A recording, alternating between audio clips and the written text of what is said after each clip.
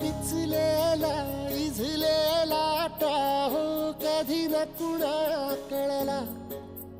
तळमळलीस तू करपुनी हिरवा पदर तुझा जळला